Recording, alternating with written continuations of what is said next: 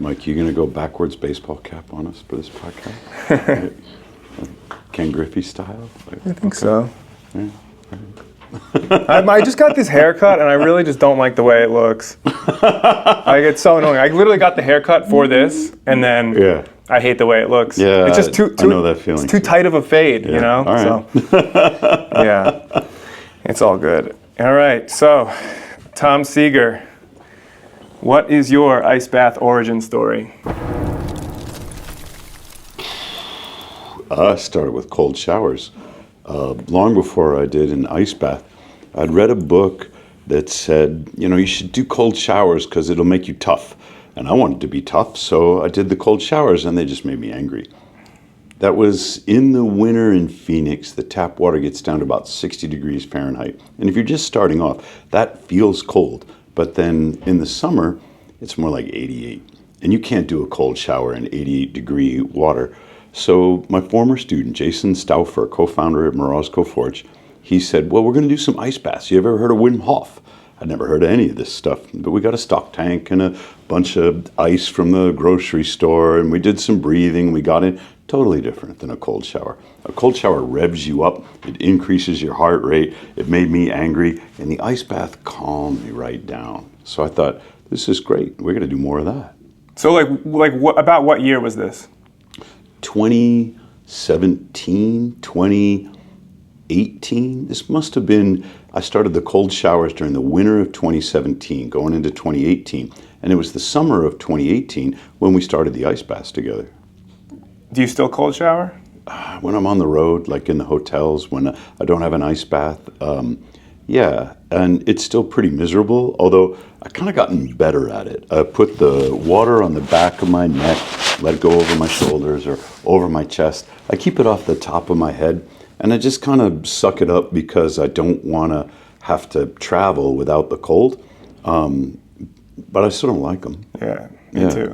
My secret is I will submerge my body in the cold water, get out, step off to the side, put soap on my body, and then I'll get back in to let the cold water wash the soap off my body, and then I'm done. So that's my cold water strategy. It will activate your brown fat. Cold shower will do a lot of good things for your metabolism, and you can practice your breathing exercises, like trying to calm yourself down in the cold shower, and it's inexpensive. So I don't really mean to be criticizing cold showers, but I much prefer an ice bath. Same. So you said you first got in around 2017. Obviously, that's like 3 years before I even heard what an ice bath was. So what was the landscape like back then? You kind of mentioned it earlier. Wim Hof was around. So yeah, tell me about the landscape. There were a couple of books from Wim Hof out. He was doing his under the ice record-breaking swims, and I'd say he was pretty popular. But there was no such thing as an ice bath company. You could buy coldtub.com, which was selling a hot tub that they converted. They had a chiller, and they would make it cold. So that was the only commercial product available. But there was no such thing as an ice bath that made ice. For me, reading Scott Carney's book, What Doesn't Kill Us, about Wim Hof was really helpful because it had some science in it. It had some advice about the breathing, and I'm like, oh, so this is how you do it, And I didn't realize how big ice baths were going to get at the time. I thought, well, this is for, people who go to Burning Man. This is a real fringe, cultural, avant-garde, crazy person thing. It was working for me, and I don't mind being one of these crazy people, but I had no idea that it was going to go mainstream, and partly that's because I didn't understand what the benefits were. I didn't really get into ice baths every day, super serious, until I got my blood work back and it said my prostate-specific antigen was elevated. So I had this 7 nanogram per deciliter reading, and there was a little red exclamation mark that said, that's too high. I had to go online, I had to learn about what is PSA, and at this time, I was in my early 50s, I was trying to do a better job taking care of myself, and the internet is telling me I'm going to die of prostate cancer, which is an exaggeration, right? You can go to WebMD, you can go to Mayo Clinic, and they'll tell you if your PSA comes back 7, you should go to the doctor, you should have a prostate exam, then the doctor's going to want to do a biopsy, and they get in there and they sample tissue, maybe they take a dozen samples, then they test them, and then there's going to be a rate of false positives, and then maybe you're going to have a prostatectomy. And so that's the whole cascade of things that when you read about the PSA, that you come to expect. But in my head, like in my imagination, I thought I was going to die, because you know how your imagination can play tricks on you and you kind of catastrophize. You get scared. But before I was going to go to the doctor, I started talking to other guys. We don't talk anywhere near enough. But I would call some friends, some of them older and some of them younger, and I would say, "Hey, I just got my labs back and my PSA was high. Has that ever happened to you?" And then these stories started coming out. Like, they had never told me that they had a biopsy or a prostatectomy. I'm like, "I thought we were friends. Why didn't you?" And they say, "Well, we don't talk about it much, and it's fine now," or "I'm glad they caught it early." But these were terrible stories. Sepsis, infections, acute pain, prostatectomies that lead to permanent erectile dysfunction. And so all the things that I was scared of in my head, the thing that I was most scared of was going through the rest of my life without a prostate and never being able to get an erection again. I thought I would rather, and I'm not saying that this is good medical advice. This is not medical advice at all. But in my head at that time, I would rather take my chances with natural approaches, metabolic approaches, and maybe this is a cancer that eventually kills me, than go to the doctor and have surgery.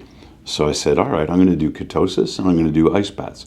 And sure enough, I got my prostate down. So I took 4 or 5 months maybe. I got from 7 down to 1.5, which is totally not elevated, perfectly healthy.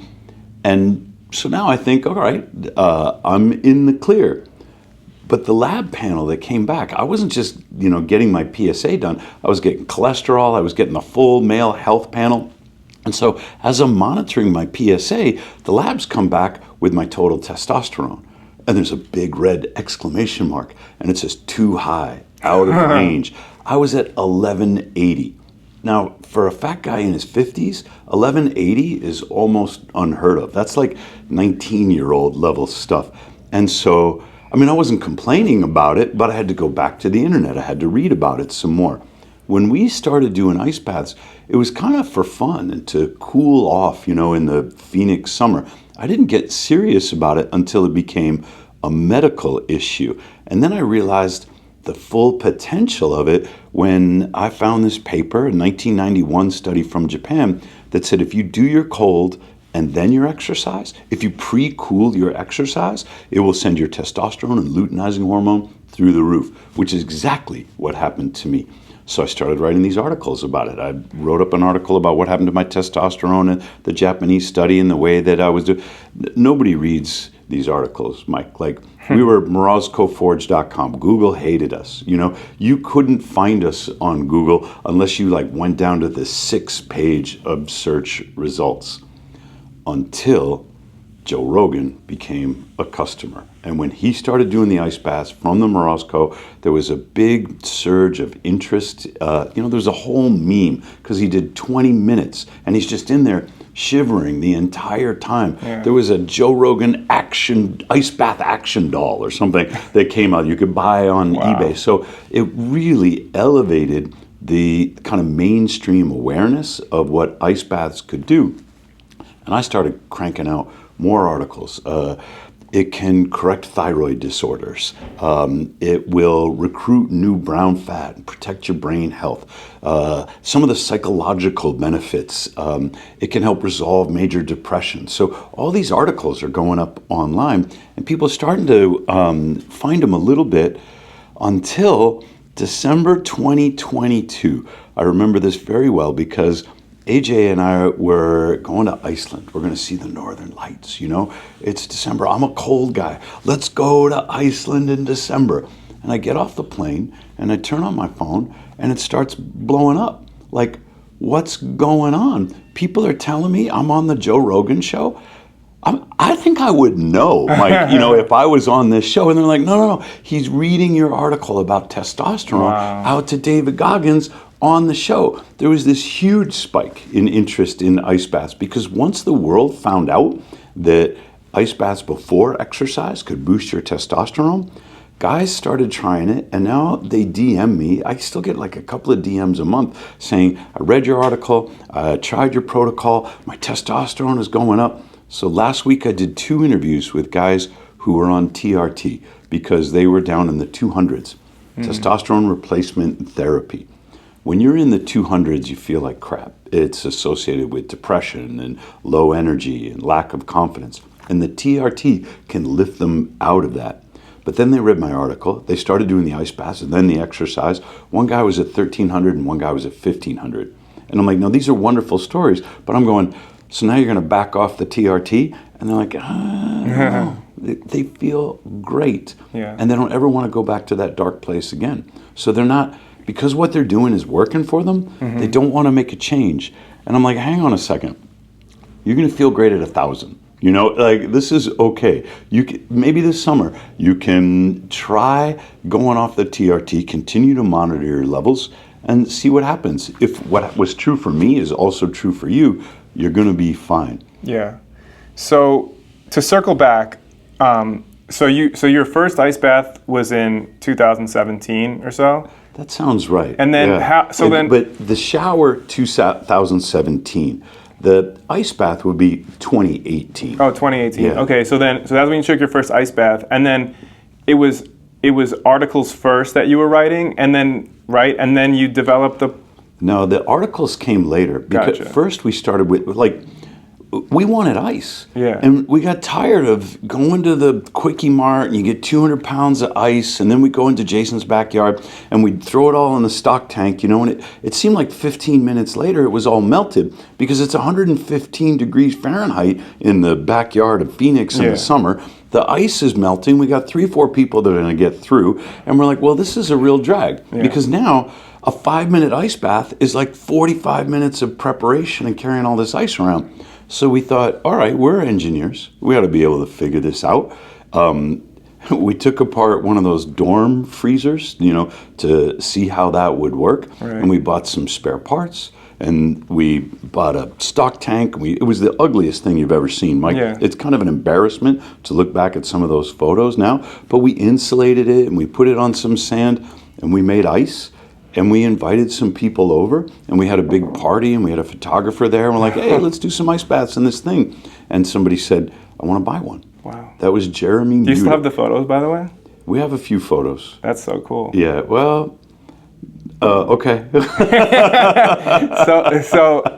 So basically that was like the origin story of Morozko. We made the ice bath because we couldn't buy one. Yeah. Like I would have got my credit card out if there was such a thing, and I would have paid. It would have saved me tens of thousands of dollars of like product development time. It would have saved me a ton of headaches, and I'd be enjoying ice baths. But there was no such thing, and we wanted one, so we had to build it ourselves.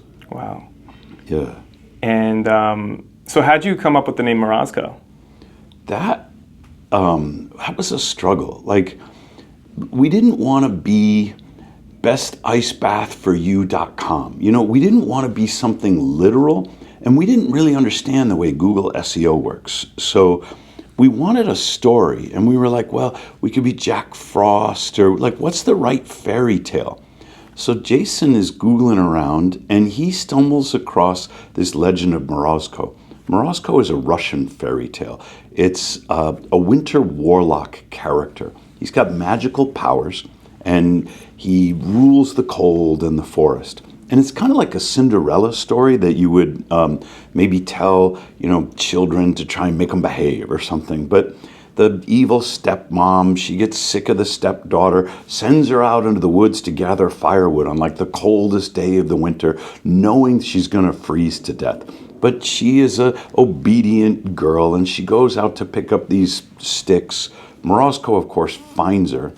But instead of her, you know, begging him for mercy or pleading with him or complaining about her stepmother, Morozko says, aren't you cold? She says, well, I'm warm enough. But don't you know who I am? She says, I know who you are, Morozko. She's very brave.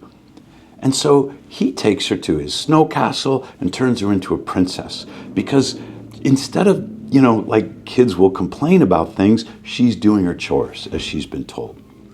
The evil stepmother finds out about this, and she sends her own biological daughters out in the forest, say, go meet Morozko, and he's going to make you a princess. And so Morozko sees these other girls, and they're wandering through the forest. He's like, this is weird.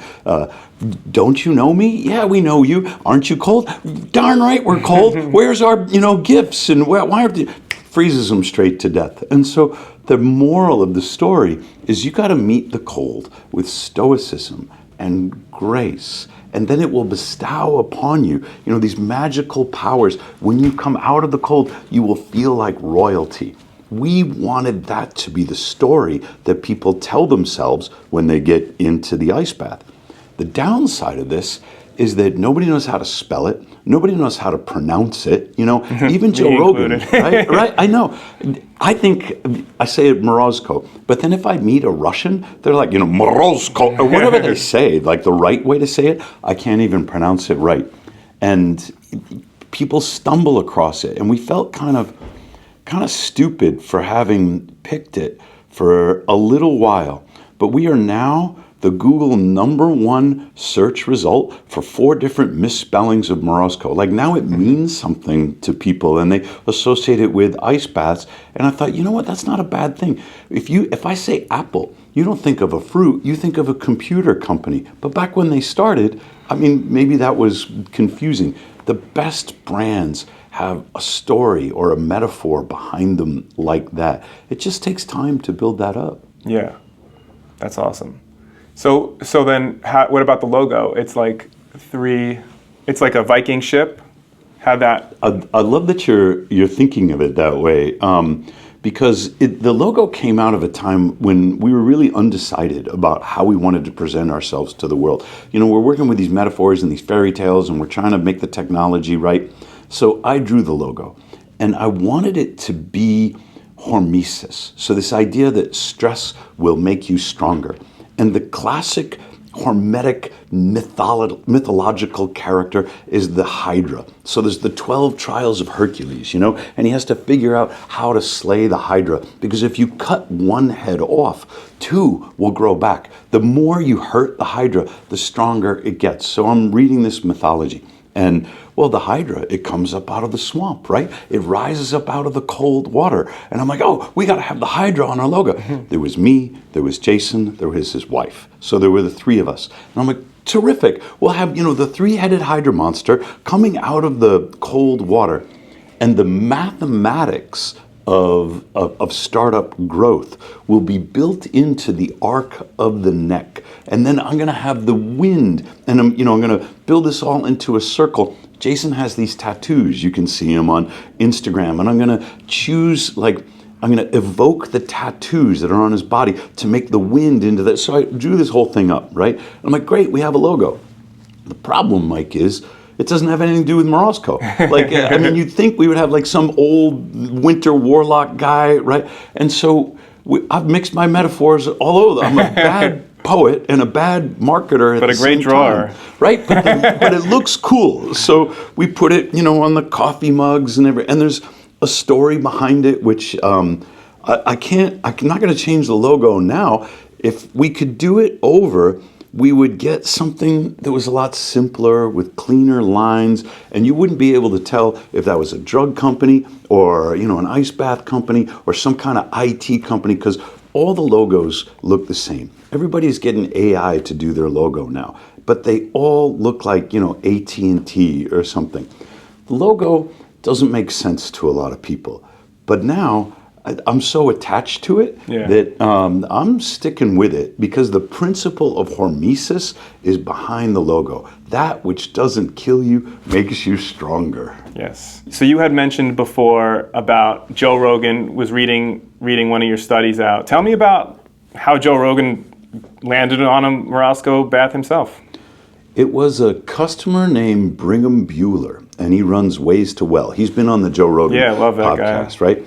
And he was one of those guys who is really going to look hard. You know, the early adopters for Morozko, many of them told us they've been looking for 5 years for a product like this. And they sort of thought about how to build it themselves. I saw Laird Hamilton with his XPT Life. Laird has like 3 ice machines. And so he doesn't have to go to the store. He just empties the ice into his tanks. And they wanted something, and they've been searching for it. Brigham is one of those guys who's going to do his own thing, and he's going to search. So he called me up, and he said, I'm so happy you're making this. I'm moving to Austin. During the COVID lockdowns, a lot of people moved to Austin, including Joe. He says, I'm building this beautiful place. I want to buy a Morozko. You know, you come out here anytime, you know, you're in town, we should get together. Because a lot of people during the lockdowns were looking for other like-minded people. I lost a lot of friends myself, but I made a lot of new friends because I found people whose values were more aligned with mine. So Brigham becomes a customer, and we're kind of learning some things back and forth in conversation. Joe has been doing like podcasts about ice baths. He had Kevin Hart on. He had Wim Hof on, and he'd never actually done an ice bath. He was just asking people about it. Yeah. So after I got to know Brigham, Joe does this podcast and he says, you know, I think I might be ready to try one. And so I contact Brigham. I'm like, look, if Joe's going to try an ice bath, I want him to try a Morozko. Brigham's like, yeah, you're right. You know, next time I see him, I'll ask him about that and see if he's interested. Joe asked Brigham, were the Morozko people crazy? And I'm like, he's got to say yes. I mean, how could he? Of course we're crazy, but we're not crazy stalkers. You know, it's not like I barely knew who Joe Rogan was at the time. Wow. We're crazy, I like to think, in the right way. And Brigham's like, look, I talked to these guys. They're cool. They're, you know, on the up and up. Joe said, okay, let them send an ice bath. You know, I'll check it out. I didn't know what was going to happen. I didn't know when he was going to do this.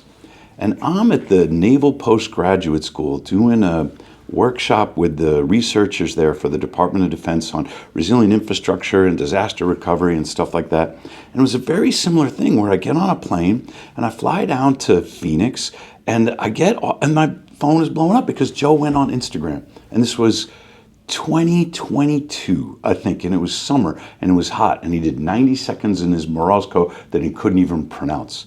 Joe is a master marketer. He gets in and he goes, oh, there's ice in this ice bath, you know? Like he understood what made Morozko different than every other cold plunge company, and he communicates that to the audience. But he wasn't even trying to market it. I think that was just Joe, right? This is the secret to Joe. I think Joe is I've never talked to him, right? I've never met him, so I'm just kind of deducing this. I think he understands how to market in a way that feels authentic, because it is authentic. But if you don't do it in the way that feels authentic, then people are going to be like, oh, that's not right. You know, he's probably getting paid for that. And sometimes that happens. You listen to Joe Rogan and he'll say, brought to you by Athletic Greens, the greens that are athletic. If you have greens, you should get Athletic Greens. You know, and everybody knows it's an ad.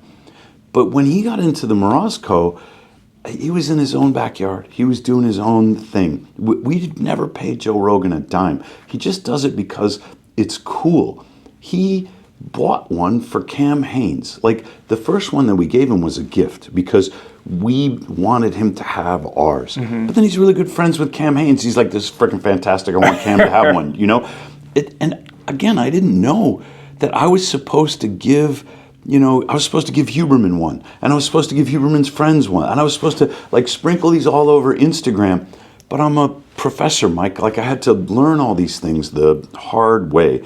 And Joe understands all these things at, like, an intuitive level. So he's been terrific, you know, for Morozko and for our brand. But I think the way he's turned people on to ice baths has been terrific for the health of the people who are willing to try them. The guys with low T, they never would have found my article. They never would have DM'd me. Yeah. They heard about me on Joe. So now they're trying it and they're fixing their T. It can keep going on from that. I probably wouldn't have anybody buying my book if it weren't for, you know, Joe reading my article and our web hits going up on our analytics going up. And there's 12 chapters in that book. You want to read about brown fat? You want to read about Alzheimer's? You want to read about autoimmune disorders? You want to read about how ice baths can help your relationship? Get into the book and say, here's the science behind the experiences that other people are having. I think you sort of answered one of my questions, but we'll see. So one of my questions is, like, what moment do you think that the ice baths hit the mainstream? So you'd probably say, like, Joe getting into that bath. I don't think ice baths are mainstream. Okay.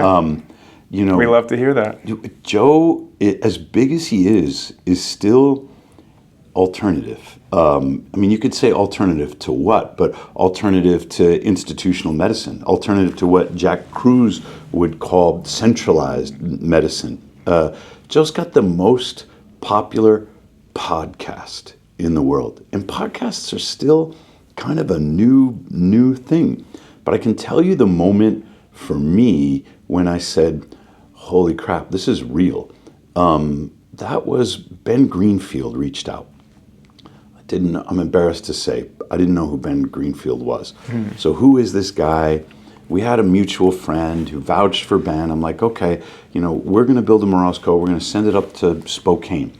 Ben was in the middle of the proofs for his book Boundless. And if you've got Ben Greenfield's Boundless, it's like my calculus textbook is, smaller than Ben Greenfield's Boundless book. And there's a lot of calculus in it.